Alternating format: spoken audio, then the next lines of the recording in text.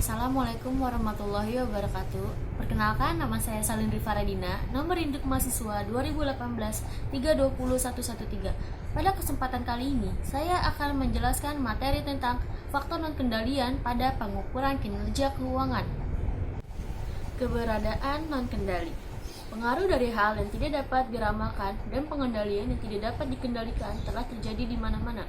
Berhadapan dengan faktor yang tidak dapat dikendalikan juga rentan terhadap kesalahan penilaian. Perusahaan terkadang gagal melindungi manajer dari pengaruh faktor yang tidak dapat dikendalikan ketika mereka seharusnya dilindungi. Prinsip pengendalian dibagi menjadi dua. Yang pertama ada, karyawan hanya harus bertanggung jawab pada apa yang dapat mereka kendalikan. Yang kedua, karyawan hanya harus bertanggung jawab pada apa yang mereka memiliki pengaruh yang signifikan. Mengapa prinsip tersebut diberlakukan? Yang pertama, faktor yang tidak terkendali dapat mempengaruhi pengukuran kinerja dan evaluasi. Yang kedua, risiko bisnis yang tidak terkendali sebaiknya ditanggung oleh pemegang saham yang lebih baik menyelesaikan risiko tersebut.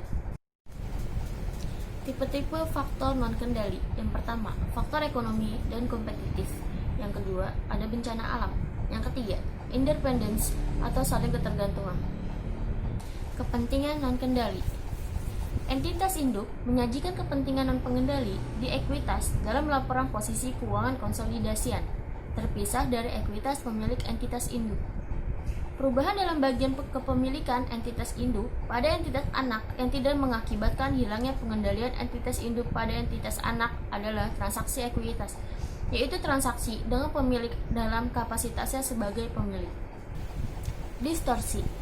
Adanya distorsi akuntansi, di mana manajemen mempunyai kontrol penuh atas metode penilaian yang digunakan untuk menyusun laporan keuangan, menyebabkan pengukuran kinerja berdasarkan laporan keuangan tidak dapat diandalkan.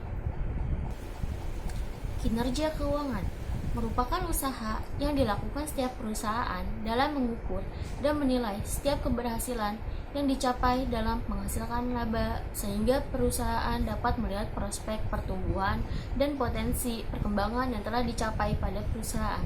Manfaat kinerja keuangan ada 6. Yang pertama, untuk mengetahui sejauh mana perkembangan perusahaan yang sudah dicapai dalam setiap periode tertentu. Yang kedua, digunakan sebagai dasar perencanaan untuk perusahaan di masa yang akan datang. Yang ketiga, dapat digunakan untuk menilai kontribusi suatu bagian dalam mencapai tujuan perusahaan secara keseluruhan. Yang keempat, dapat melihat kerja perusahaan secara keseluruhan. Yang kelima, sebagai penentuan penanaman modal agar dapat meningkatkan daya produksi suatu perusahaan. Yang keenam, memberi arahan dalam membuat keputusan dan kegiatan perusahaan pada umumnya dan divisi perusahaan pada khususnya. Tujuan kinerja keuangan ada 4. Yang pertama, mengetahui tingkat likuiditas. Yang kedua, mengetahui tingkat solvabilitas. Yang ketiga, mengetahui tingkat rentabilitas. Yang keempat, mengetahui tingkat stabilitas. Pihak yang membuat risk adjusted. Yang pertama, atasan langsung. Yang kedua, manajemen tingkat atas. Yang ketiga, board of director. Yang keempat, dilakukan secara otomatis sesuai dengan aturan yang ada. Metode yang digunakan untuk membuat risk adjusted. Yang pertama, variance analysis. Yang kedua, subjective judgment. Yang ketiga, flexible performance target. Yang keempat, relative performance evaluation.